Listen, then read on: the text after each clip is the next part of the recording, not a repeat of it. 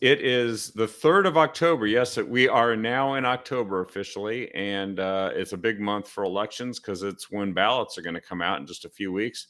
I'm Kevin Hoare, not David Darnell. I guess I got to go fix that here before the end of the program because David would not like me masquerading as him. Trust me.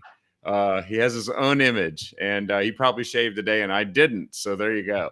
And with me today, as our special guest, is candidate for House District 52, Jeff Helfrich, the former and future state district representative from House District 52. Jeff, welcome to the show. Hey, thanks, Kevin. I appreciate it. So we had you on, I think it was, about a month or 6 weeks ago or something? Time flies around these campaign times.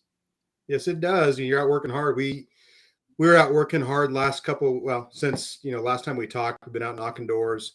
This last Saturday we had a Super Saturday event in Wasco in the Dalles. We had about 20 people show up, hit about 500 plus doors. It was really great to get that community involvement in the base. Not even the base, just people are fired up and watching the silliness, the mayhem, all the stupid things that have been going on the last couple of years have reached a boiling point with the electorate, and they're tired of what's going on. And it's been really good to see just people, they're have an awakening and see what's going on. It is an awakening, isn't it? And it does seem like some folks are living in one world and other folks are living in another world. But I think the one where you're getting this feedback is the one that's really starting to dominate this election. At least that's my gut feeling, and I hope that's the case.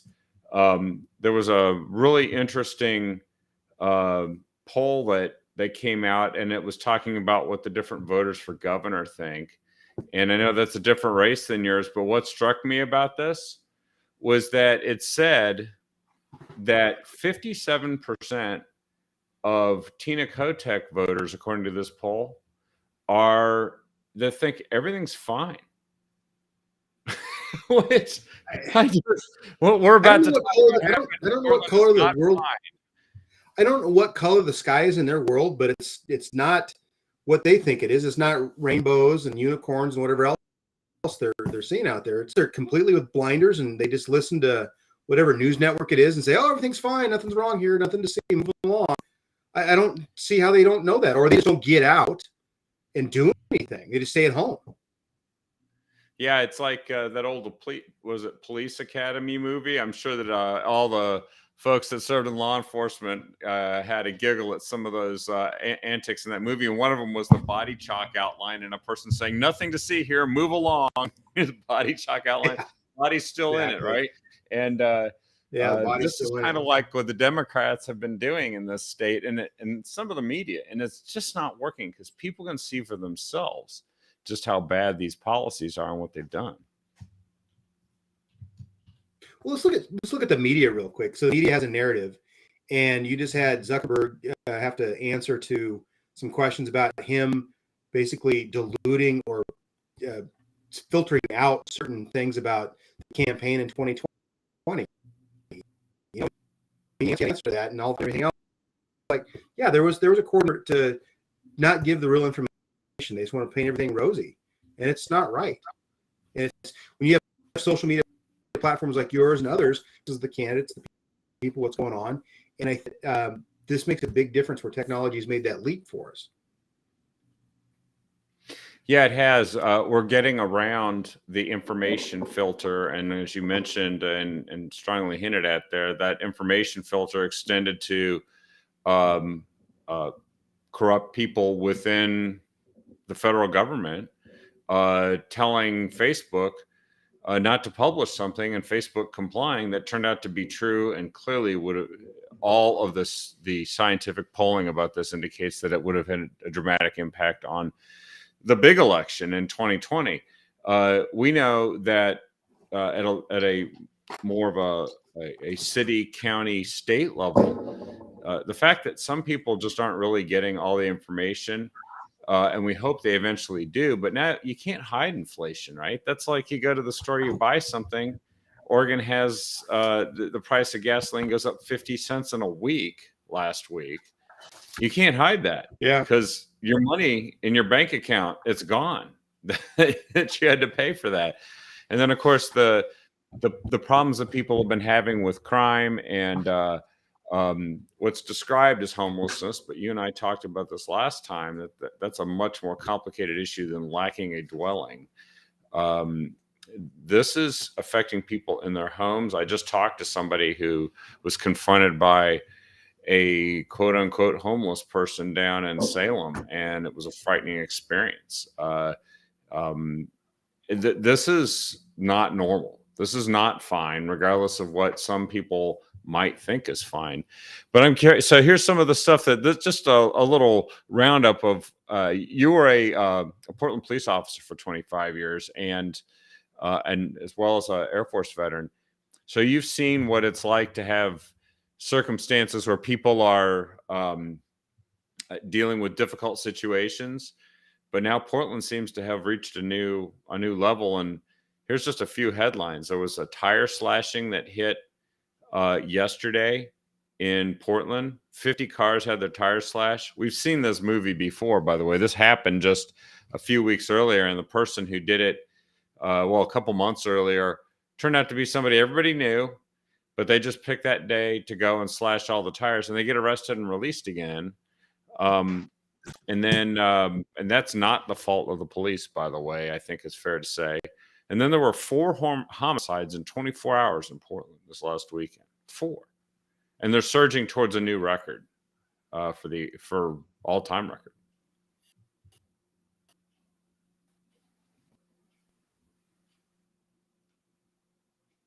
Still there?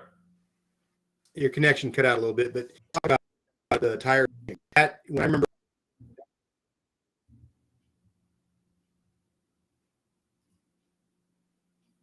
Oh, I think we got a screen freeze here. The promise of rural broadband, huh?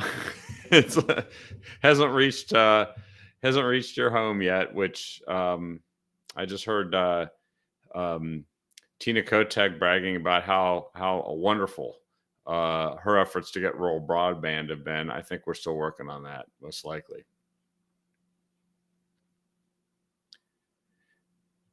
Yeah, and I think you might be trying to rejoin us here, Jeff, and I'll add you back in here. But what I will tell folks is, here we go. Yeah, I had to switch to my phone. My computer is not having a good time with this connection. I'm not sure where do we leave off? Well, we were just talking about the tire slashing. I don't know if you heard me, but I can remember there was incidents where it seemed like the kids would come back from college or whatever it was, and they'd have fun with their BB guns and go out and shoot what was going on.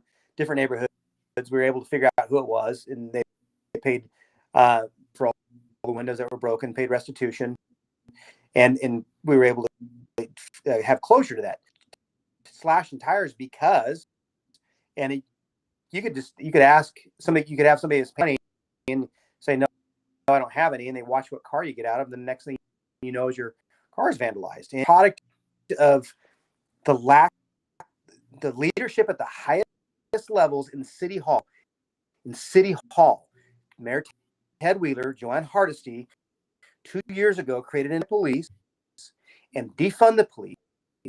And now all of a sudden, this is what happens when you have Mayor Wheeler sit there and say, I'm with you, I understand what's going on, in the middle of a protest, and then not just a month, 2 years later, probably maybe a month ago, he blows up at the chief of police and say that's BS. You can't tell me that it's police officers. We don't have enough police officers. Good. You only have so many police officers. You can only work them so many hours in a day before they get burned out stage. They start making mistakes because they're tired. They haven't had enough rest to do their job, or they decide, this job isn't for me. You can give me all the money in the world, but I need rest. I want to see my family. And Joanne Hardesty and all the other people that were preaching that the police are bad, defund, we don't need them. Now they're paying for it. And the electorate, I think, believed in part of that. And they looked at Mayor Wheeler and they looked at the 2 candidates like, well, we know one, we don't know the other, and we think the other one's probably worse than what we have. So look what they got. It's the city. I was downtown at a trial, and I drove into Portland, drove on the freeway, saw the homeless camps, all the graffiti. I was pretty concerned that I was going to come back and my car was going to get vandalized. Something's going on. Really had to buy the police bureau, Central Precinct. It is still boarded up. They have a little hole in the front door to look out to see who they want, who's going to come in. They still have people guarding the door, cause mayhem, cause disruptions, try to burn this building, try to burn a cement building down. Federal courthouse, and went there. Same thing. It was a beautiful facility. Billy trying to hold those protesters accountable and bringing federal charges against them when the county DA didn't do anything. And it was just sad. I walked down Portland and I walked down Madison. Just kind of looked around, and there's homeless people everywhere. You can see that they're affected by it. There was businesses closed. It was sad to see that. Graffiti's still there. You can still see where things were burned. I understand why businesses are leaving, because that failed leadership. It is nothing but failed leadership with change. It's not the police officers. They want to go home and see their families. There's only so much time in a day. If they try to sit there and take a call, they want to see it to the end, but the priorities have to happen. There was it's about loss prevention that saying, hey, the cops aren't doing their job and it's not their fault. Can't even have cops do follow-up when somebody's getting assaulted and somebody's trying to keep somebody from stealing some stuff out of it more. And of course, the DA just looks like, oh, it's just stuff. It's not, they're not hurting anybody. Well, you don't keep the problems, deal with them early and often. They turn into what you see now. And I think you sent me the concert that's going on in northwest Portland off of Burnside. Yeah. That car burning it. It's like, where is that normal in society? It's not. It's abnormal. Yeah, it looks like something out of a movie scene, like what is it, The Purge or something? Mad Max, exactly. Yeah, the thing that Jeff is referring to there is a story reported by Andy No. It was on the 30th, so on Friday. Portlanders watched a band called Dai Kaiju set fire on a vehicle in downtown Portland near Northwest 6th and West Burnside. You can, I just posted the link. You can go watch it. They're playing music as they burn a vehicle, and it doesn't sound conducive to either real entertainment or public safety. But that just shows you what the mindset is of some of the people who are allowed to do whatever they want. And as you pointed out, why are these places still boarded up? Because the people who did that stuff, who were charged, the charges are dropped. Simple as that. You have a district attorney that's failing to do. He's more worried about a look back, about people who've already been committed or been than what's in front of him right now, and he's failed to do his job.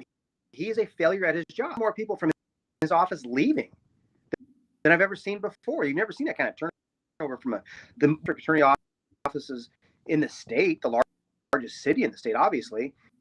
And you have so many people leave leadership, Mayor Wheelers and others that are on that city council and within that organization.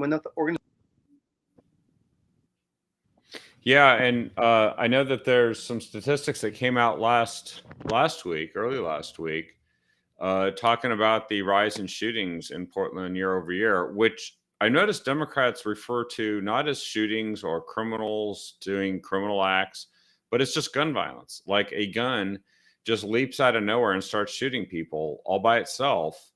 And that therefore anybody who might be a law-abiding citizen who has known criminal intent is apparently, in their view, just as dangerous as the people who they refuse to arrest and take off the street. And so they've seen another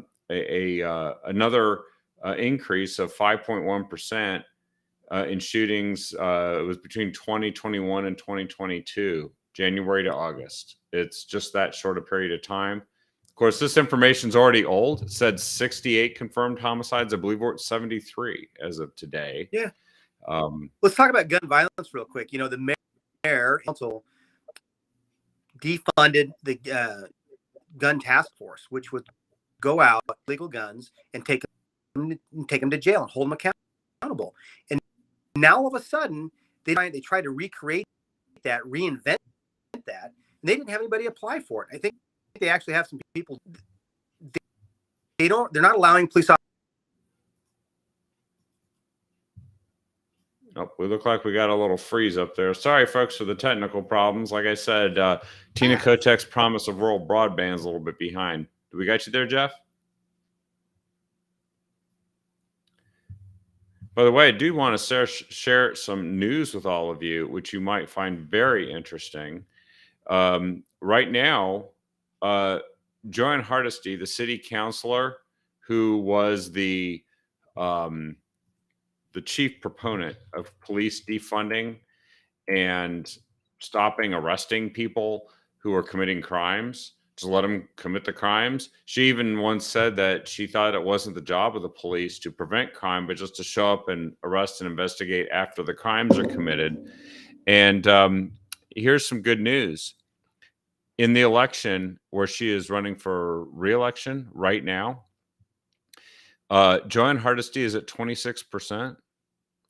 24% are undecided, and 50% say they're supporting Renee Gonzalez, her opponent, who wants to restore a functioning city where police are encouraged and allowed to respond to crime and actually are sufficiently staffed to do so, among other things. And I'm posting a link to that because that is a great sign for what we're going to be seeing here. Oh, there we go. Jeff's back. I think he's getting out there where he can get the through the airwaves reception. I don't know what's going on with my cell phone reception.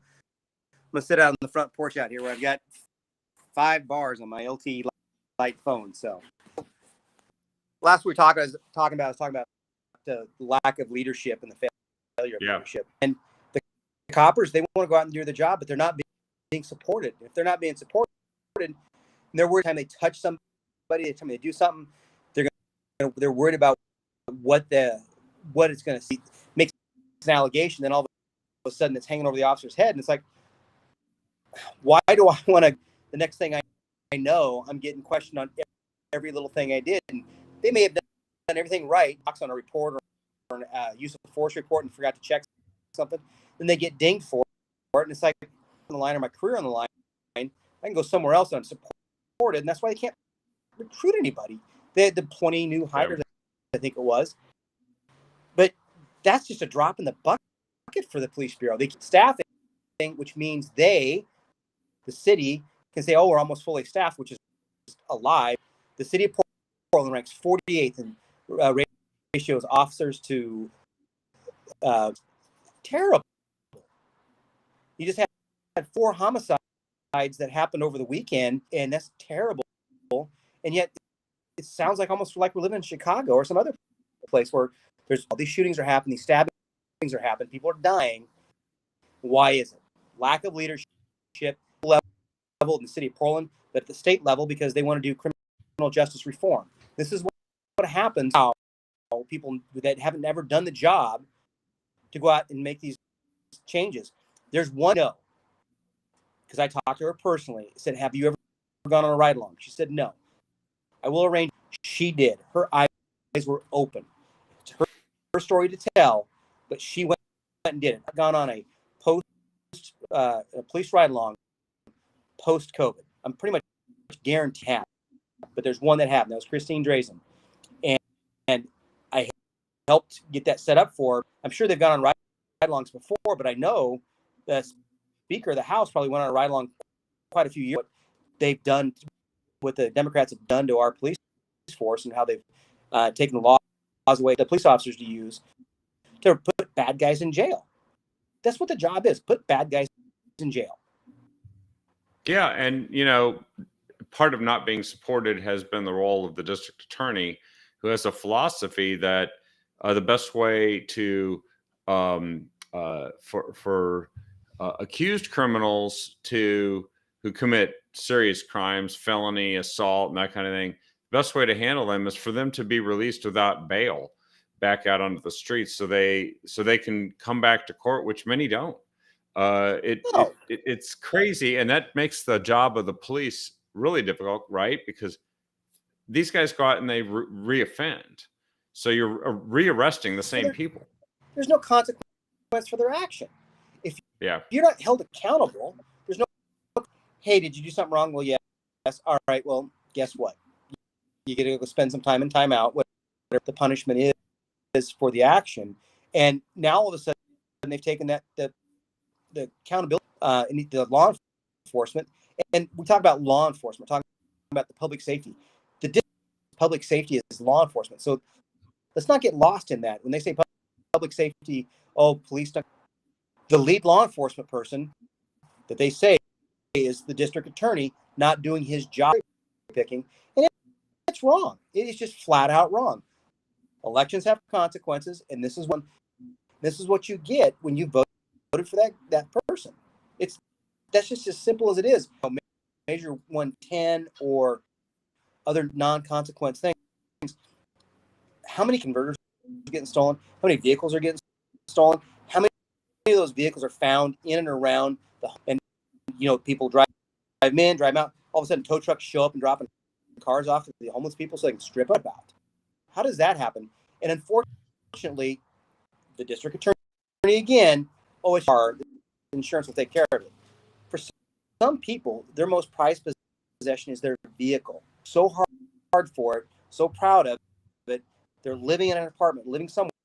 They have their vehicle there. It's taken away from them. And it's just a property crime. And they have to go through the whole insurance thing.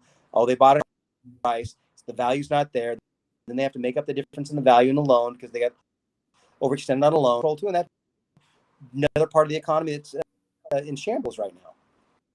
Yeah, and of course, if replacing a car can be a difficult thing to do right now with the shortage of vehicles and so on at the car dealership, so replacement value is increasing, and insurance companies are starting to get a little nervous about it too. But one thing I just posted a link to is there's a group of folks here in Portland that have started a Facebook page because they're doing the work that I know used to be something that police officers, detectives would do, break up these groups and arrest people who were stealing cars, as you would say, and stripping them down. Now it's just private citizens going on Facebook and trying to help each other find their vehicle after it's stolen. And we're talking about, let's see, Portland has reported nearly 6,500 stolen vehicles this year through July. 6,500 in the city of Portland. 6,500 people got their cars stolen.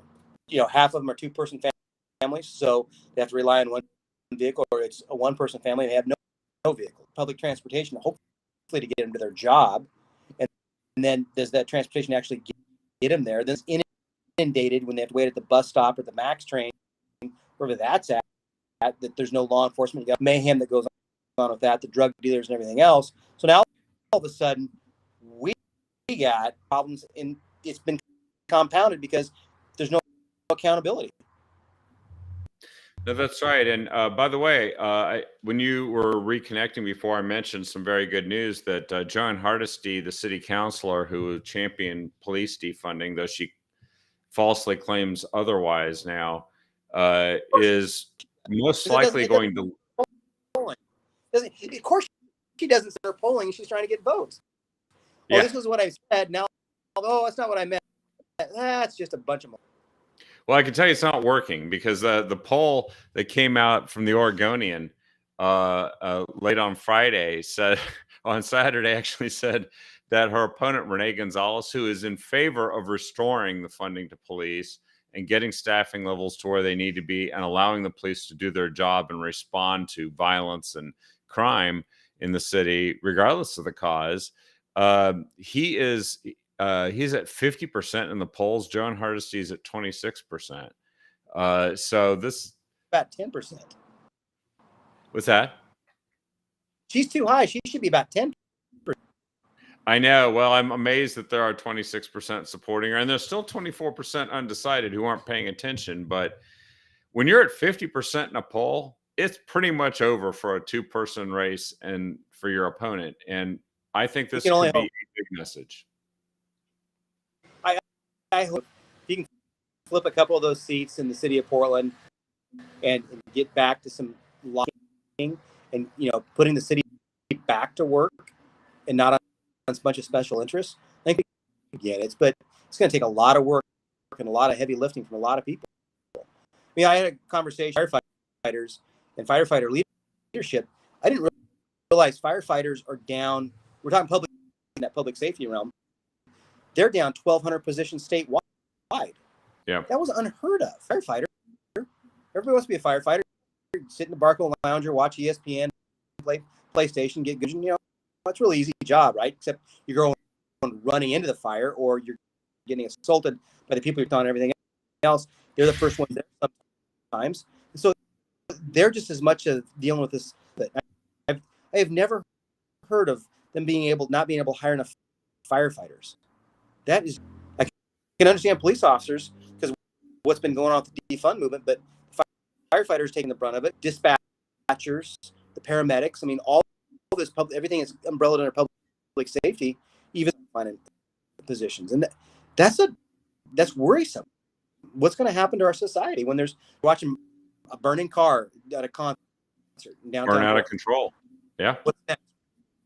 It looked like a year and a half ago with mortars and everything else, and the burning of downtown Portland. Another year or two, if they keep letting it go on, it's going to be terrible. So, that's why we have an opportunity right now in races. The governor's race, we can get Christine Drazen in, we get Daniel Bottom in, and I can get elected. We can get to even in the House, and get a +1, +2 in the Senate. There and legislate and govern and have a reasonable voice at the table. So here's one thing I wanted to bring from that debate that took place between Joanne Hardesty and Renee Gonzalez. They said the people of Dawson Park feel abandoned and that the place has turned deadly, despite the number of times they've complained. And I've heard this also from the people in Old Town, the Old Town neighborhood in Portland. But Joanne Hardesty's response to that was, well, she's glad that she has a job where she talks to communities about what would help, but we don't have unlimited resources. And she said the open air drug market is a problem, and the high crime and high levels of gun violence that results from that open air drug market. And she says, I don't understand why the police don't target that area. And my jaw just hit the floor when she said that. Renee Gonzalez responded saying, well, we need adequate staff. They've literally prevented people from investigating and prosecuting and arresting gang violence, because that unit also was disbanded, the gun violence reduction unit team that you were talking about, and that dealers need to be prosecuted, and they're not doing that. And he pointed the finger specifically at Measure 110, which implicitly has made it okay for all this activity to take place, and therefore the crime that's coming from it. But she blamed the police. Hardesty blamed the police. That's got to end. It's not the police's fault that she failed in her job, that Ted Wheeler failed in her job. The good is on 110.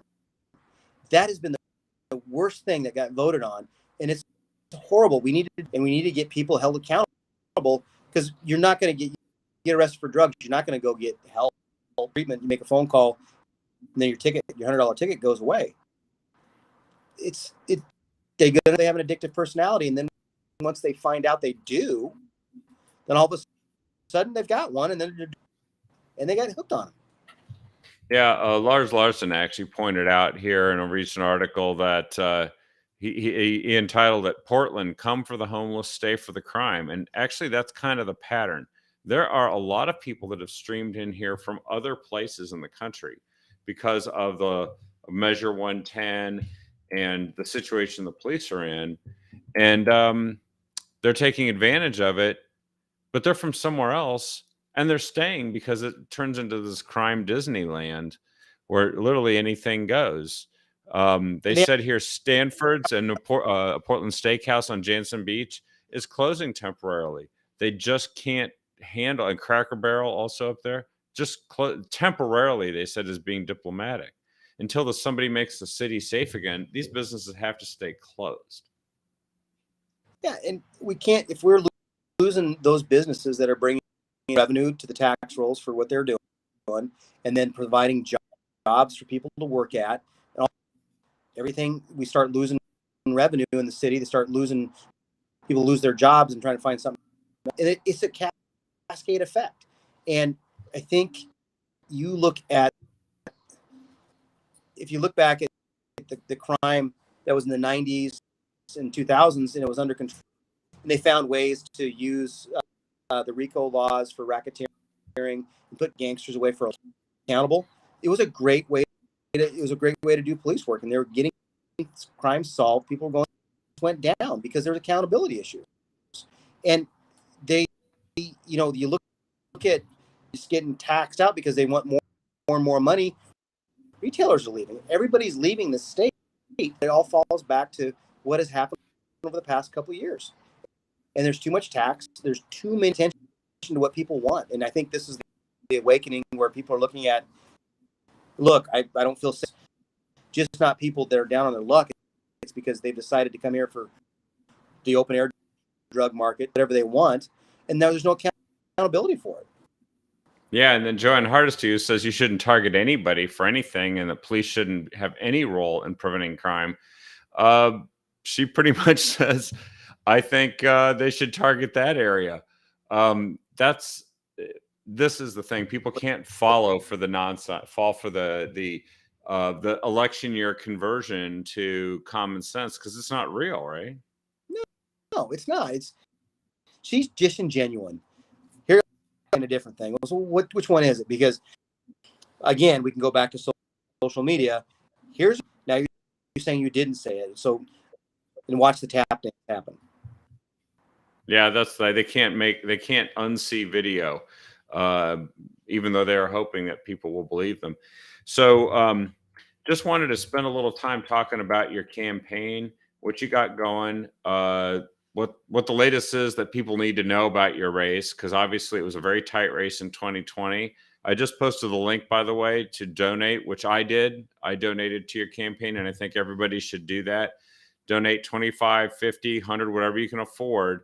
You can get it, by the way, back as a tax credit on your taxes with the state. So just keep that in mind. It's kind of free. You're just taking it away from Kate Brown to go spend and giving it to Jeff Helfrich to go, restore public safety and sanity and fiscal responsibility to Salem. But tell us a little bit about what's happening in your campaign and what folks need to know in these final weeks. Well, let's talk about it. Insanity is doing the same thing over and over again, thinking you're going to have difference. Are the people that are in office now need to go. We need to elect some people that are going to have a reasonable voice. Part of me, and that's why I'm running, is to be that one of those people at the table having a reasonable voice. Good. We're up in the polls. We still have $190,000 line. So every dollar helps. We need to have those dollars. Yeah, we're out knocking doors. I think you talked about it earlier, but we had an event on Super Saturdays. We had about 20 people show up, knocked about 500 doors locally. Sunday, I'm out after work knocking doors. I've been knocking doors tonight, but my daughter had a volleyball game. My son's playing football tomorrow, so we got busy lives too. Being a candidate and working full time for the money, we do it because we want to make a difference, and so that's what I want to do. If you can volunteer for the campaign, you can make phone calls for me, put a yard sign up, any of those things. For Oregon.com, you can sign up and just put a good word in, or at least help us, because the Democrats have a machine. They're going to use it. They're going to crank it up. They've got the use to go and keep power, and that's what this election's about. Who gets to maintain power? It's going to be 2 more years in the House, 4 more years in the Senate. That is just going to ruin our great state. That's well said. Lori Good here posted that she hates that her mandatory contribution to her union's political action fund goes to the Democrats, and she's tired of being called and texted to tell them they desperately need people to make calls. leading up to the election. She said they reacted very negatively when she said, no, I won't be a part of helping the Democrats earn even more of their money. Now, Lori, let me tell you, I want to put you in touch with the Freedom Foundation, because they actually might be able to change the fact that mandatory thing happens. So keep that in mind. We're going to have them on in one of these future captive audiences, but you can actually take a little revenge on that they're doing that to you by donating to campaigns like Jeff's, because look, this is a state where even when we're up, you know what happens. They play the game. They've got the media, the entire media giving them free advertising on their side. They make stuff up that's not true. Oh, they hit me. I'm out on people. It's like, I look at that. I'm like, I didn't realize I was such a terrible. Start saying that the evil, dark pictures and all that. I'm not running that campaign against my opponent. I'm running on my record. I got 2 bills passed as a freshman lawmaker in the minority, and that's what I want to do. I want people and work. And I believe in term limits. And when people decide they don't want Jeff, and I'll get it done. Let's get somebody else in there that's going to have better ideas. But for me, getting back to Salem, being that reason, make that difference, and every little bit helps. And it just is incredible watching the support right now I'm getting from everybody. It's just awesome. I really appreciate it. And let's remember, folks, that by helping Jeff, we're taking a Democrat-held seat and turning it into a Republican-held seat, which, as you were saying, Jeff, really can make the difference here and get us to maybe 50-50 in the House, which would be huge, because we've been in the super minority here for a number of years. And all the stuff that we talk about that's been passed by Tina Kotek and her squad down in Salem, a lot of that was because they didn't have to listen to Republicans or debate or find compromises. And we could actually restore that balance in one election if everybody gets out and pushes here. I don't think people realize. So when I was in the House, we were at 25, and that was the minority. Losses, and then they're down to 23. So there's seat 24 and seat 25. My 4 and the other one at 25. We get that, we're in the minority again. Now they have to actually work with the super minority. We're no longer in the minority, because as the super majority, and not need one Republican vote to do anything on a bill. We didn't have to show up, and they can pass. Nothing can be done about it. But we get to 25. There's 2 or 3 more races out there, 7, even 28. If we can get to that close to even the House, close as we can get right there, Senate and the governor, we are able to mandate. We're given a mandate, and we're able to make this ship, because we're going down an off ramp that is just horrible. Yeah, this off ramp is the off ramp to the city dump, where the Democrats have been taking us, and we don't have to go there. We can actually turn this into something that really happens. That's great for the state. So again, that is Helfrich for Oregon.com. I posted it in the feed here. Please, everybody, do everything you can. Support, donate, volunteer, take a yard sign. Help Jeff here, because he's one of those key races. And look, doesn't the legislature need more people who understand law enforcement and understand how it could best function, and have walked that walk and talked that talk for several decades? We need that insight that clearly has been missing, especially in the majority that runs things in Salem. And this is your chance to help somebody get right in there and make that difference. Jeff, thanks again for joining us here today. And I know it was on kind of spur of the moment, and you did it between family events and activities. It's these sacrifices people don't always realize that's happening behind the scenes. But I also know that your family appreciates a great deal what you're doing, and we do too. Hey, thanks, Kevin. I appreciate it. And if it's out listening tonight, look forward to coming back. There's myself, a retired police officer. There's Adam Baker, who's a Gresham police officer that's running out of the seat down there. So we're going to have some people back out there, people back in Salem that have walked the walk, push back when somebody comes up with something stupid, and say, no, that's not a good idea. Here's how we can make it better. Amen. Well, again, All right. thanks again for joining us. And please, everyone, share the show with everyone you can so that we can hear Jeff's message and we can actually make a difference here in just 2 weeks to ballots, right? Yep. Dogs are out, kids are home, so got to go. Hey, have a good All one, right. Kevin. Take Thank you. care, Jeff. Thank you. Have a good one.